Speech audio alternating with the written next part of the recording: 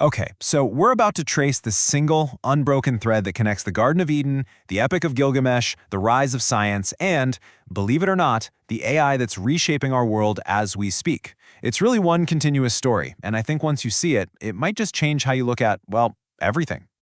We talk a lot about AI taking our jobs, right? We worry about the economy, about automation. But what if we're looking in the wrong place? What if the real revolution, the biggest impact of all, is happening inside our own heads, to the very way we find purpose and meaning in our lives? And this is the heart of it. For all of human history, creating meaning, the big stories, the doctrines, the explanations for everything, that was hard work. It was scarce. You needed prophets, poets, philosophers.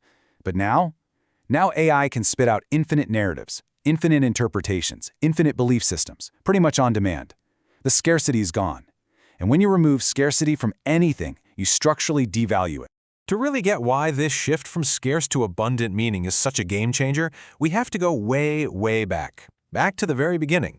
We're going to look at the story of the fall from Eden, not as some tale about sin, but as a description of a fundamental upgrade to our brains.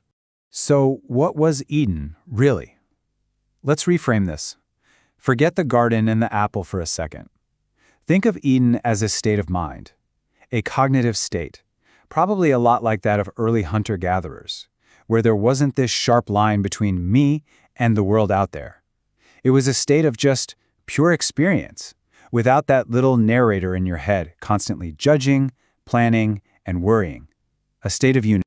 And if you look at it that way, it completely reframes the fall. It wasn't some moral mistake we should all feel guilty about. It was a cognitive phase transition. Think of it like a permanent, irreversible upgrade to our neural hardware. Eating that fruit of knowledge wasn't about being disobedient. It was about our brains suddenly developing the capacity for self-awareness, for comparison, and for understanding time, which, of course, inevitably leads to knowing that we're going to die.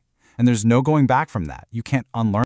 So if the Eden story is about getting the upgrade, the Epic of Gilgamesh is the story of humanity booting up this new operating system. You have Gilgamesh, this civilized king who loses his wild friend Enkidu and is just crushed by the reality of death for the first time.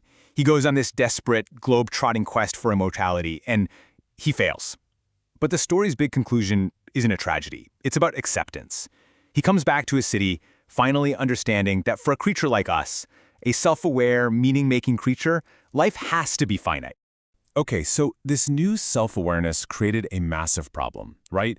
What do we do with this feeling of separation, this terrifying knowledge that we're going to die? For literally millennia, humanity's answers to that question split into two very distinct, often competing, streams of thought.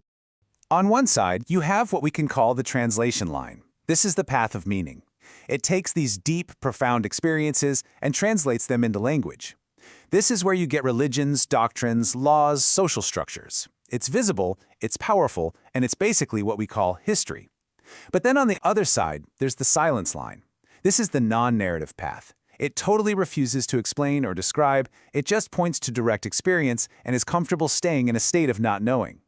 As you can imagine, it's incredibly hard to pass on, it leaves almost no historical records, and it has very little social power. And for thousands of years, these two lines created a kind of balance.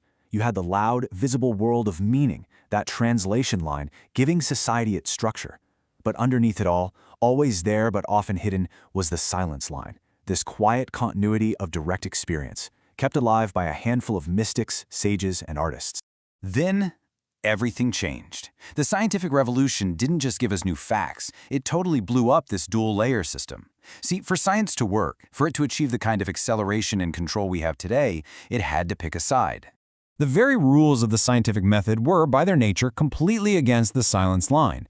Science needs a clear separation between the observer and the thing being observed. You have to stand outside the system to measure it. You have to assume the universe is a predictable machine. And most importantly, you have to treat subjective meaning as just noise in the data that needs to be filtered out. In order to build our modern world, that perspective of unity had to be pushed aside. Now, it's really important to get this. This way of knowing wasn't destroyed. It was just contained. It was cordoned off, relegated to the soft subjects. The arts, humanities, religion, mysticism. It was kept separate from the serious business of science and engineering, the stuff that was actually building the world. And that brings us right back to today, because the very system of science and technology that buried the silence line has now, ironically, created a tool, AI, that is forcing that buried line to resurface in a huge, powerful new way. It's a pretty simple chain reaction when you think about it. First, AI automates making meaning. Second, that makes all these different narratives and interpretations basically infinite and free. And third, when any and every explanation is possible and cheap, the authority of any single explanation just collapses. The very tool of meaning starts to lose its power. So all the polarization and chaos we feel today, it isn't because one side isn't persuasive enough. This is a systemic, structural change. The main tool that societies have used for millennia to create cohesion, that is, shared authoritative meaning, is breaking. And it's not breaking because of a new ideology, but because of a new technology.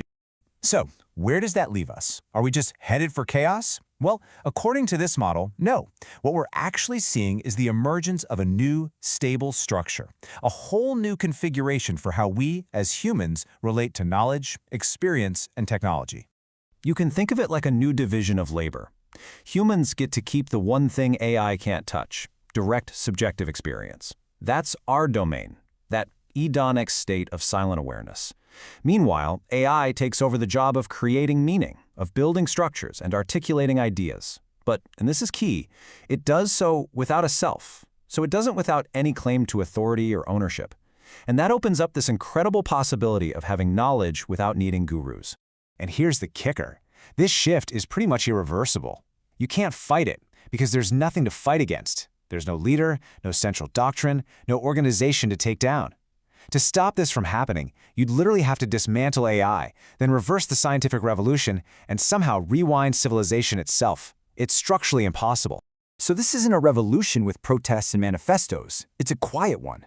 It doesn't spread because someone converts you or wins an argument. It spreads because, in a world that is just overloaded with cheap meaning, simply stepping away becomes the most stable, low-energy thing you can do. It's just more and more people quietly choosing not to get on the next narrative treadmill. And the ultimate consequence of this is huge.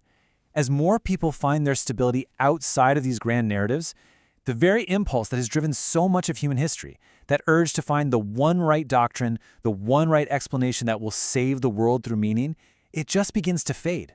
Not out of cynicism, but because the tool itself has lost its power. Which brings us to this final, really powerful idea. Maybe we've all been afraid of the wrong thing. We fear that AI will destroy human meaning. But what if its real job isn't to destroy meaning, but to neutralize its oppressive weight? To make it so light, so cheap, that we are finally free to value something else, our own direct, unnarrated experience? What if the end of the monopoly on meaning isn't an end at all, but actually a new kind of beginning?